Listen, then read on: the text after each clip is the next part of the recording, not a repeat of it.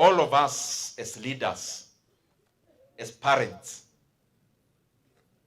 we have found it very, very disappointing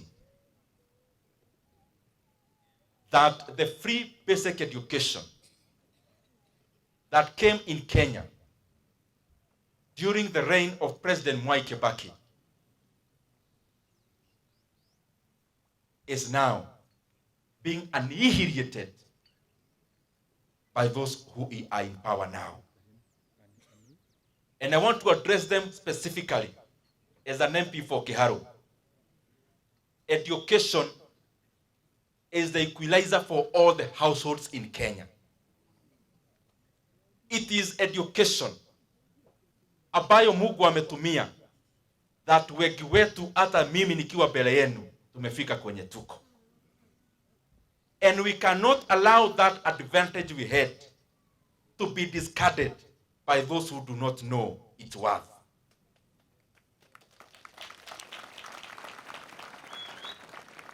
Free basic education is a right for every school-going child in Kenya.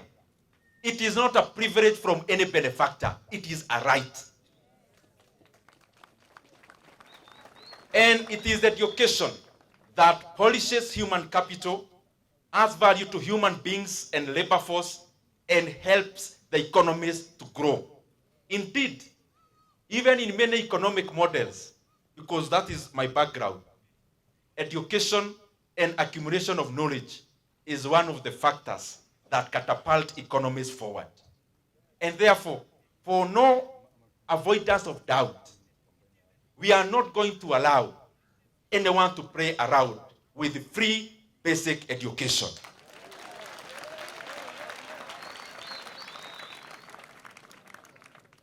It is appalling to see people in the same government giving different conflicting statements around the same subject. Even if you wanted to lie to Kenyans, you would have called for a meeting to harmonize the lie, so that when you come out, give Kenyans the proper picture. We hear the minister for this talking about this, the minister for the other differently, the other minister for the other differently. You need to give Kenyans hope and a cohesive messaging. And what we are asking is this: 22,000 as capitation is not a figure that came from the air and fell in schools. It was out of analysis done on the issues that capitation supports in a school. And therefore, we must not be discussing about whether to go down from 22,000. The discussion should be, since when 22,000 came about as capitation, there has been inflation. We should be talking about increasing capitation from 22,000 upwards. Capitation for primary schools is the same figure that President Mwai Kibaki was giving decades ago. Yet there has been inflation. There has been changes in pricing. The discussion in the country should not be about whether to do away with it. It should be about how much money are we adding to capitation in primary schools, in JS, and senior secondary schools. And I want to request those who are in power now, when you are in government, you do not promise, you do. When you have authority from Kenyans, your work is to do. Your work is to say, we are going to do. Because I saw now, after realizing the Kenyan parents are very angry, now the government is trying to come and absolve themselves. And they're saying they support free basic education. Then what you are telling you is this: don't tell us, just set the money.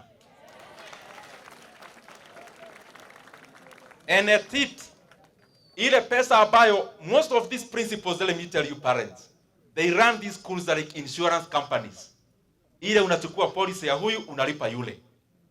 Majority of the schools in Kenya, and I'm saying so because I have interacted with many principals, and especially because of Kiharu Masomo Bora, have many debts owing to unremitted capitation that the government has not sent to the schools for the last several periods. Tunawauliza kwa heshima, shule zimeweka budget yao wakitumia 22,000. Tafadhali, even the arrears that are there, pay the schools so that the schools can pay the suppliers. Principals wetu waache kujificha wakitoka shule.